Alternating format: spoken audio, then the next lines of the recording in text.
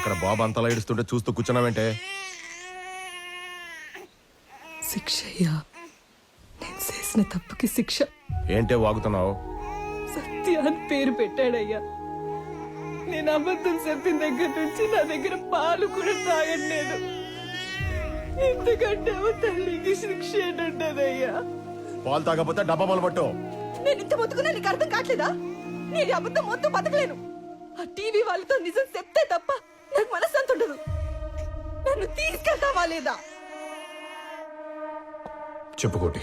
జయన్న, రేణుక ఉంది కదా, అదే ఆశ్రమం పిల్ల. బ్రహ్మానికి ద్రోహం చేశాను, నిజం చెప్పేస్తానని తెగ న్యూసెన్స్ చేస్తాంది. ఆ పాస్పోర్ట్లు అమౌంట్ పంపిస్తే దేశం దాటించేస్తాను. దేశం కదా, లోకం దాటిచ్చే. అన్నా, నేను చెప్పేది కోటి. ఆల్రెడీ టెన్షన్లో ఉన్నాను. ఇరిటేట్ చేయకు. లేపే ఇద్దరిని. అంత దాకా రానున్నా, వస్తే నేను చూసుకుంటా. ఆ బ్రహ్మ మీద కోపం వాడి మీద చూపిస్తావేంటి? ఇప్పటిదాకా నా పాలిటిక్సే చూసా, ఇప్పుడు నా పాలిటిక్స్ కూడా చూడు.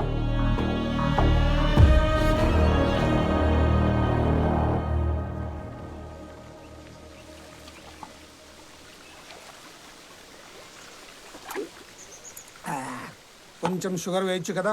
ఆల్రెడీ ఉంది సార్. ఎక్కడ? మీ ఒంట్లో. ఏమై నాయుడు,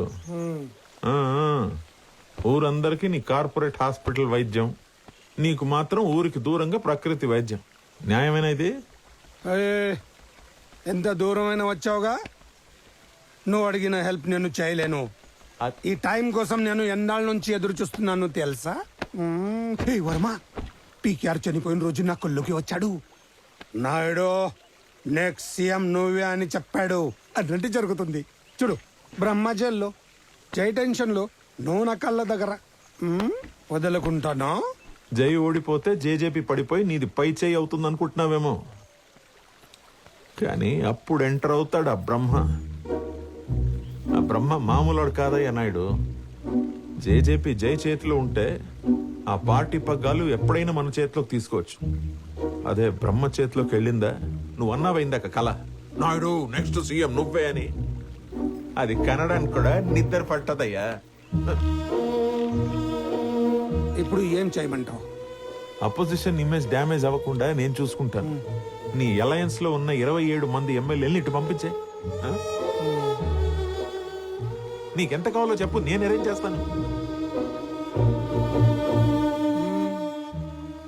మన దగ్గరున్న 100 మంది జారిపోకుండా ఉండాలన్నా, ఆ 27 మందిని తెచ్చుకోవాలన్నా డబ్బుల మూటలు చాలా కావాలి. 127లో ఒక్కడ తగ్గినా మన గవర్నమెంట్ ని ఫామ్ చేయలేం. చెప్పు జయ్. అపోజిషన్లోని కొన్ని కుక్కల్ని మన పార్టీలో కట్టేయాలి. Once that's done, we're through. అంత నీ చేతిలోనే ఉంది. ఆల్రెడీ టింబర్ ఫ్యాక్టరీ విషయంలో లూకాస్ కోపంగా ఉన్నాడు. అబ్దుల్, లాస్ట్ టైం మనకు అడ్డొచ్చినవాడు ఇప్పుడు జైల్లో ఉన్నాడు. ఇక్కడ మనల్ని అడిగేవాడు, అడ్డుకునేవాడు ఎవడు లేడు. ఆల్రైట్, నేను సీఎం అయిన తర్వాత డ్రగ్స్ నా స్టేట్లో పెట్టుకోవచ్చు అని చెప్పే కదా. You need not wait. మనీతో పాటు డ్రగ్స్ పంపించి ఇమీడియట్గా బిజినెస్ స్టార్ట్ చేసుకోండి. ఓకే జయ్, నీ కోసం నేను లూకాస్తో మాట్లాడి ఒప్పిస్తాను. ఆల్రైట్.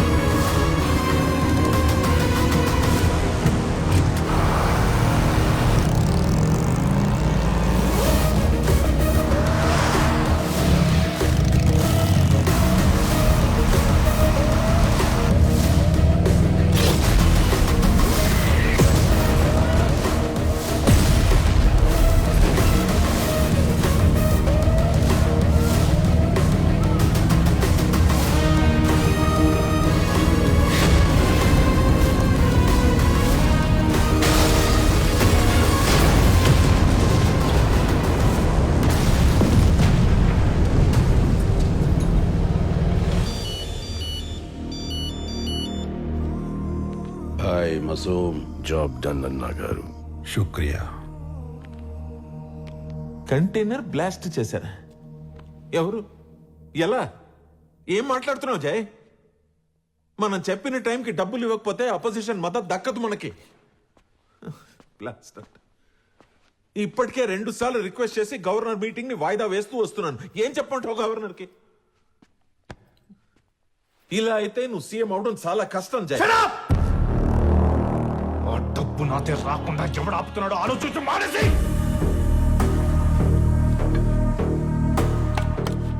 సీఎం అవుతా. సరే సరే, ఎందుకు టెన్షన్ పడుతున్నావు? వదిలే.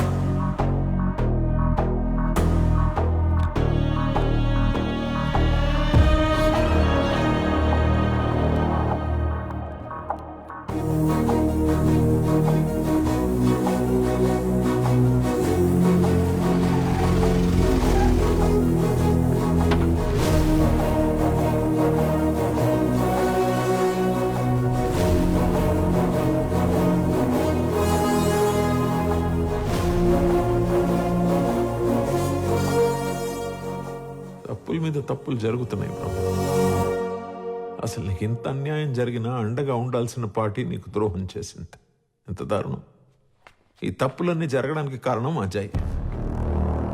పీకేఆర్ గారి లోటు కనిపించకుండా పార్టీని ముందుకు తీసుకెళ్దామని వాడితో చేరాను.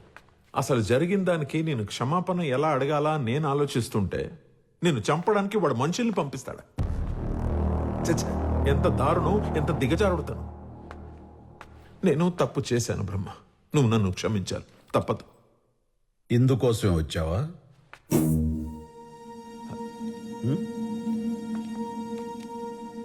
ఇక అసలు విషయానికి వస్తే మన పార్టీ బాగుండాలంటే 2 దారులు. ఒకటి నువ్వు సీఎం అవ్వాలి, లేదా నువ్వు నన్ను సీఎంని చెయ్యాలి. ఇందుకోసమే వచ్చావా? కాదు బ్రహ్మ. ఇప్పుడు నేనైతే పేరుకే సీఎం, వెనక నుండి బ్రహ్మే అంతా నడిపిస్తున్నాడు అంటారు. ఆ పేరు నాకెందుకు? పదవి నీకు అవసరం లేకపోయినా ఆ పదవికి నువ్వు అవసరం. కర్త కర్మ క్రియ అంతా నువ్వే. అదే చెప్తామని వచ్చా. ఇందుకోసమే వచ్చావా?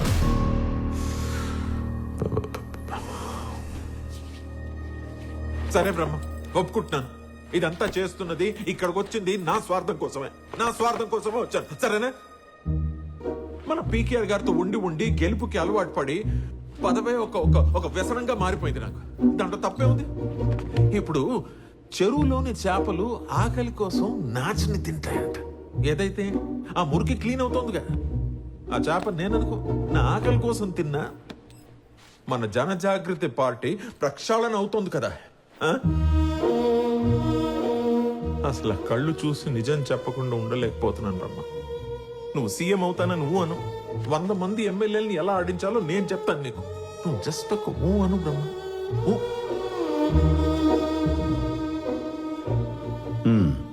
అమ్మాయ్యా, ఈ ఒక్క ఊ చాలు నాకు. ఇందుకోసమే వచ్చావా అని అడిగి అడిగి అసలు ఈ భూమి మీదకి ఎందుకు వచ్చానా అని గుర్తు చేసావు నాకు. ఇక నేను చూసుకుంటా. మాటల్లో కాదు, చేతల్లో చూపిస్తా.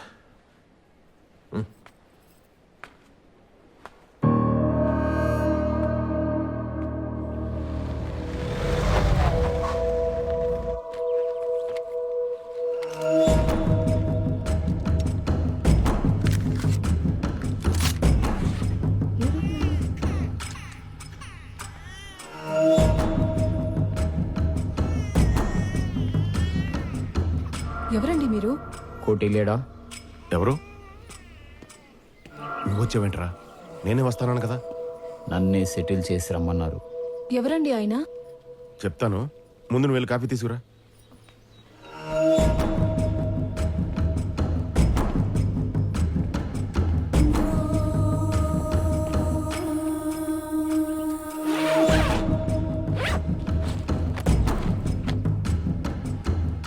మరి పాస్పోర్ట్లో టికెట్లు ఉన్నాయి, ఇద్దరిని పంపేయమన్నారు. రే, ఏంట్రా ఇది? దేనికన్నా మాట దాడతావు? దీని అవసరం అయితే లోపల పెట్టు. పెట్టరా, తను చూస్తే ప్రాబ్లం అవుతుంది.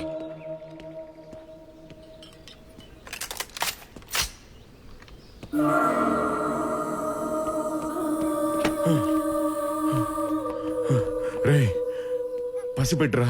ఎహె. నేను దీనిలాగే ఒక ఆయుధం చెప్పిన పని చేసే వెళ్తా అడ్రాకో. రే ఈ నా కన్న కొడుకురా. ఆహా, అయితే ఈ విషయం చెప్పాల్సిన వాళ్ళకి చెప్పు, వాళ్ళే డిసైడ్ చేస్తారు.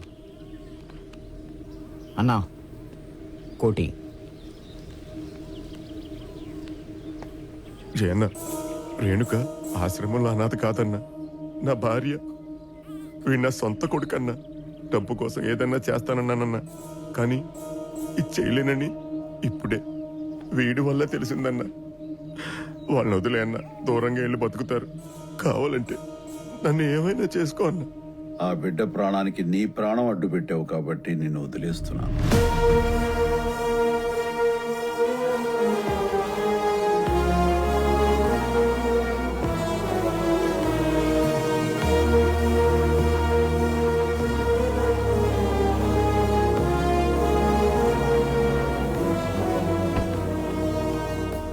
రమ్మన్నా, నన్ను క్షమించన్నా. నిన్ను క్షమించడానికి నేను మహాత్ముని కాను, అన్ని ఓర్చుకోవడానికి పరమాత్ముని కాను. తప్పు ఏమాత్రం సహించలేని ఓ సాదాసీదా మనిషిని. నాన్న ఉండి లేకుండా బతికే జీవితాన్ని నీ బిడ్డకివ్వకు. ఇక నుంచి అయినా రేణుకని నీ బిడ్డని ప్రాణానికి ప్రాణంగా చూసుకో, లేదంటే నీకు ప్రాణమే లేకుండా పోతుంది. జై రేంజ్కి డబ్బు కోసం పనిచేసే నీలాంటోడు ఒక్కడుంటే, ఆయన రేంజ్కి అభిమానంతో పనిచేసే నాలాంటోళ్ళు ఎంతమంది ఉంటారు?